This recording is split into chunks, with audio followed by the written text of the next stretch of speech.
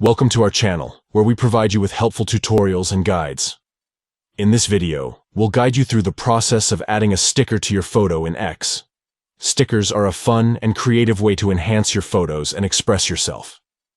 Let's dive into the full guide on how to add a sticker to your photo in X. Step 1. Open X. Launch the X app on your device and wait for it to load. Step 2. Tap on the plus icon and tap on Post. Look for the plus icon, usually located at the bottom center of the screen. Tap on it, and then select the option to create a new post. Step 3. Tap on the photo. Choose the photo you want to add a sticker to from your gallery or camera roll. Tap on the photo to select it and proceed to the editing options.